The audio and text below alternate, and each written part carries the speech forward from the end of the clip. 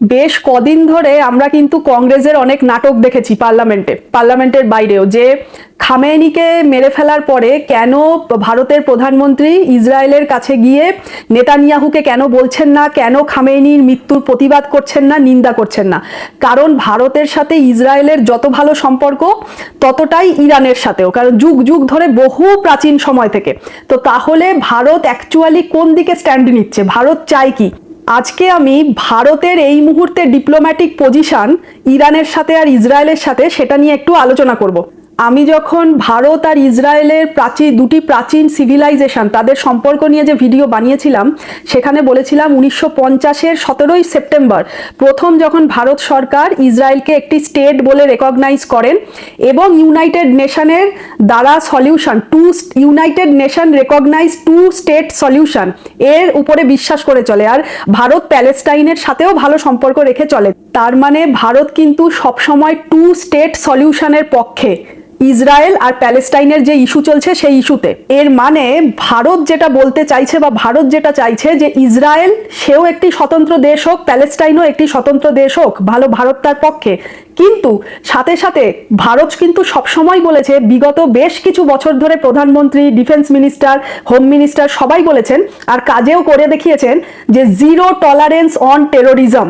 সে যে ফর্মেই আসুক না কেন টেরোরিজম, কোনো রকম টলারেন্স হবে না। যেরকম ভাবে ভারতের উপরে কোনো রকম টেরোরিজম ঘটনা ঘটলে ভারতের যেমন সমস্ত অধিকার আছে জিরো টলারেন্স নীতি নিয়ে চলা এবং টেরোরিজমকে রুট থেকে উপড়ে ফেলা, অর্থাৎ কোনো দেশের সভেরেন্টি বা সার্বভৌমত্বকে যদি নষ্ট করার চেষ্টা করা হয় টেরোরিজম অ্যাটাকের মাধ্যমে, তাহলে অবশ্যই ভারত সেই দেশকে সমর্থন জানাবে সেই টেরোরিজমের এগেনস্টে সেলফ ডিফেন্স করার জন্য। ঠিক যেভাবে ইসরায়েলের উপরে আজকে টেরোরিজম অ্যাটাক হচ্ছে, ইসরায়েলের অস্তিত্বকে অস্বীকার করার চেষ্টা করা হচ্ছে, সেই টেরোরিজম অ্যাটাকের এগেনস্টে ইসরায়েল যা যা সেলফ ডিফেন্স নেবে ভারত অবশ্যই সেটা সাপোর্ট করবে। যার জন্যই কিন্তু ইসরায়েল ভিজিটে গিয়ে প্রধানমন্ত্রী হামাজ কথাটা উচ্চারণ করেছেন এবং হামাজকে টেরোরিস্ট অর্গানাইজেশন বলেও কিন্তু চিহ্নিত করেছেন। তার মানে কখনোই এই নয় যে প্যালেস্টাইনের প্রতি কোনো সহানুভূতি সমর্থন ভারতের নেই। প্যালেস্টাইন আর প্যালেস্টাইনের যে জনগণ তার প্রতি ভারতের সম্পূর্ণ সহানুভূতি, সাপোর্ট সবকিছুই রয়েছে। কিন্তু কোনোভাবে যদি প্যালেস্টাইন থেকে এমন কোনো গোষ্ঠী টেরোরিজমের জন্য উৎপত্তি হয় তার, আর সে অন্য দেশকে অ্যাটাক করে, ভারত অবশ্যই সেই দেশকে সমর্থন করবে।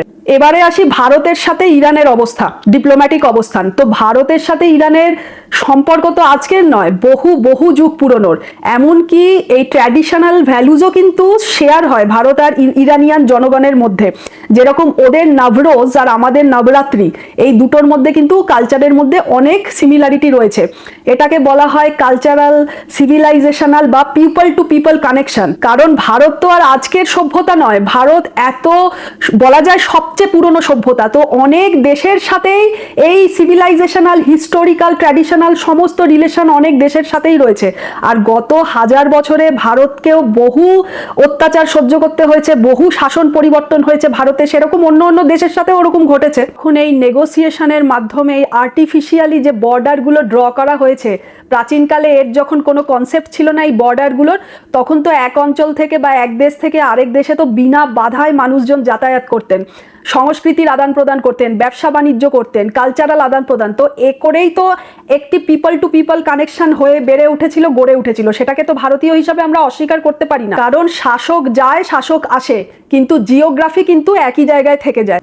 ইরানের যে জিওগ্রাফিক্যাল অবস্থান, সেই ইরানের সাথে কিন্তু ভারতের ডাইরেক্ট একটা বর্ডার ছিল। কিন্তু যবে থেকে এই আর্টিফিশিয়াল পাকিস্তান তৈরি হলো, পাকিস্তানের বর্ডার হলো, এই মোহাম্মদ আলী জিন্না, নেহেরু আর গান্ধীর সাথে মিলে যেই আর্টিফিশিয়াল স্টেট, যেই পাকিস্তানকে স্টেট হিসাবে রেকগনাইজ করা হলো, তারপর থেকে এই ইরানের সাথে আমাদের ডাইরেক্ট বর্ডারটা কিন্তু নষ্ট হয়ে গেল, আর নেই। তবুও ইরানের সাথে ভারত জলপথে আর আকাশপথে সম্পর্ক রক্ষা করে গেছে। এবারে ইরানেও অনেক শাসন পরিবর্তন হয়েছে, ইসলামিক শাসন এলো। আমি সেই এর আগেও অনেক ভিডিওতে দেখিয়েছি যে ইরানের মেয়েরা, মানুষেরা কত স্বাধীন ছিল, সেই স্বাধীনতাকে সারিয়া ল সমস্ত কিছু ধ্বংস করে দিল। সেই ছবিও দেখিয়েছিলাম যে কিভাবে একটা খোলামেলা স্বাধীন মেয়েরা সবাই কালো পোশাকে ঢেকে গেছে ইসলামিক শাসন আসার পরে, ডেজার্ট কালচার। তো যাই হোক, তো সেই ইসলামিক শাসন আসার পরে ভারতের সাথেও যে ডিপ্লোম্যাটিক রিলেশন সেটাও ধীরে ধীরে এভলভ হয়েছে, সময়ের সাথে সাথে পরিবর্তন হয়েছে, কিন্তু ডিপ্লোম্যাটিক রিলেশন বা রিলেশনের যে বেস কালচারাল, ট্র্যাডিশনাল, হিস্টোরিক্যাল সেটা কিন্তু একই থেকে গেছে। পিপল টু পিপল কানেকশন তো রয়েই গেছে। ইউএসএ, যেটা আমি আগের ভিডিওতেও বলেছি, ইউএসএ যখন স্যাংশন করেছিল ইরানকে, তাই সেই স্যাংশনকে উপেক্ষা করে ভারত ইরানের থেকে তেল নিয়েছে এবং রুপিজে ট্রানজ্যাকশন হয়েছে, তবুও কিন্তু ইরানের থেকে তেল নেওয়া বন্ধ করেনি। শুধু তাই নয়, চাহাবার পোর্ট, যে ইরানের চাহাবার পোর্টকে সেটাকে ব্যবহার করে ডেভেলপ করেছে সেখানে, তো সেই ডিপ্লোম্যাটিক রিলেশন টাই আপ কিন্তু ভারত রেখেই দিয়েছে ইরানের সাথে। কট্টর ইসলামিক শাসন ভারত পছন্দ না করলেও ইসলামিক শাসন ইরানের জনগণ মেনে নিয়েছে, তার পরবর্তীকালে তারা প্রতিবাদ শুরু করেছে তাদের আসল রূপ জানতে পেরে, কিন্তু ইরানে কি হচ্ছে না হচ্ছে সেটা ইরানের জনগণ ডিসাইড করবে, দেশ ডিসাইড করবে। কিন্তু ভারত কিন্তু নিজের ডিপ্লোম্যাটিক রিলেশন ইরানের সঙ্গে সবসময় ঠিক রেখেছে, আর সেটা ঠিক দিকেই রয়েছে, যার প্রমাণ হচ্ছে আজকে অয়েল আর এলএনজির সব ট্যাঙ্কারগুলো না তাতে ইরান অ্যাটাক করেছে এবং এক এক করে ছেড়েও দিচ্ছে আর দিয়েছে, আমরা সেটা রিসেন্টলি সব প্রমাণ সেগুলো পাচ্ছি। অনেক নিউজ চ্যানেলে আমরা কথা বলতে শুনি, অ্যাঙ্কারদের বলতে শুনি, বা অনেক বিভিন্ন ওয়েস্টার্ন মিডিয়া বা ইন্ডিয়ান মিডিয়া অনেককে বলতে শুনি যে ভারত কোন পক্ষে, ভারত কেন কোনো পক্ষ নেয় না, ভারত কেন কিছু বলে না। তো এটা আমি বলবো যে এর আগেও কিন্তু রাশিয়া ইউক্রেনের যখন যুদ্ধ হয়েছিল বা এর আগেও যা ঘটনা ঘটেছিল, প্রধানমন্ত্রী কিন্তু একটা কথা বারবার ক্লিয়ার করেছেন যে এরকম নয় যে ভারত ইজ নিউট্রাল, ভারত কোনো পক্ষে নেই, ভারতের একটাই পক্ষ, সেটা হচ্ছে শান্তির পক্ষ। তো ভারত কিন্তু সব সময় যখনই যুদ্ধ লেগেছে দুই দেশকে বলে বুঝিয়ে একটা ডিপ্লোম্যাসি আর ডায়লগের মাধ্যমে কিন্তু সলিউশন নিতে বলেছে। কারণ যদি দেখি যুদ্ধ করছে খ্রিস্টান, ইহুদি, মুসলমান মিলে, তো তাতে ভারতের কি কাজ? ভারত একমাত্র যেটা করতে পারে যে পিস মেকিং, শান্তি প্রতিষ্ঠা করতে পারে, আর সেটা তো সবসময় ভারত করেই চলেছে, শান্তির বাণী, শান্তির বার্তা দিয়েই চলেছে। এখানে আরেকটি খবরও দিয়ে রাখি, অনেকেই হয়তো জানেন না যে ভারতে যখন কাশ্মীরে আর্টিকেল 370 রদ করা হলো সেই সময়, এবং যখন সিটিজেনশিপ অ্যামেন্ডমেন্ট অ্যাক্ট সিএএ আনা হলো, এই দুটো সময় কিন্তু খামেনি মন্তব্য করে, যেটা ভারত সরকার ভালো চোখে নেয়নি। ভারতের ইন্টারনাল বিষয়ে খামেনি মাথা গলিয়েছেন এবং সেই সরকারের বিরুদ্ধেই বলা যায় কথা বলেছেন। তো সেই কারণে এটাও একটা কারণ যে খামেনির মৃত্যুতে ভারত চুপই থেকেছে, ভারত কিছু বলেনি। খ্রিস্টান, ইহুদি, মুসলমান মিলে লড়াই করছে, এটা তো আজকের নয়, এটা ওদের যুগ যুগের লড়াই। তো এখানে ভারতের মাথা গলানোর তো কোনো প্রয়োজন নেই। হ্যাঁ, কেউ আলোচনা করেন এটা হচ্ছে রিসোর্স কন্ট্রোলের লড়াই, মানে অয়েলের উপরে কন্ট্রোল নেওয়ার জন্য। কেউ বলেন না, এটা জিওগ্রাফিক্যাল লড়াই বা রিজিওনাল কন্ট্রোলের লড়াই, যেটা হচ্ছে গ্রেটার ইসরায়েল বানানোর একটা পরিকল্পনা। দুটোই ঠিক আর দুটোই হতে পারে, দুটোই সত্যি। এই যে সবসময় অ্যানালিস্টরা মিলে, নিউজ চ্যানেল অ্যাঙ্কাররা সবাই মিলে ঝাঁপিয়ে পড়ে ভারতকে সাজেশন দিচ্ছে এই পক্ষ নেওয়া উচিত, ওই পক্ষ নেওয়া উচিত, কোনো দরকারই পড়ে না। এটা তো একদম কনফার্ম যে অবশ্যই এই কট্টর ইসলামিক ক্ল্যারিকদের দ্বারা যে আজকে শাসন চলছে সেই রেজিমের পরিবর্তন অবশ্যই হবে। এবার এই যুদ্ধে না হোক, আবার কিছুটা থেমে যাবে, আবার হয়তো তৃতীয় ফেজে আবার যুদ্ধ লাগবে, আবার থামবে, কিন্তু আলটিমেটলি কিছু কালের মধ্যেই দেখা যাবে যে হ্যাঁ, শাসন চেঞ্জ, রেজিম চেঞ্জ অবশ্যই হবে। তো সেই ক্ষেত্রে এখন দেখার যে ইরানের অয়েল, সেই অয়েলের সোর্স কতটুকু ওয়েস্টের হাতে দেওয়া উচিত।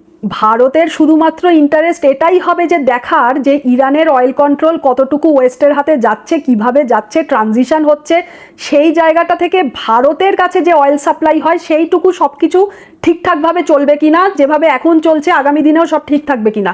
তো এটুকুই ভারত হ্যান্ডেল করবে ডিপ্লোম্যাটিক্যালি। আর সেই নিয়ে তো সেটার জন্য কারোর হয়ে লড়াই করতে হবে, কারোর পক্ষে কথা বলতে হবে, এর কোনো প্রয়োজনই নেই।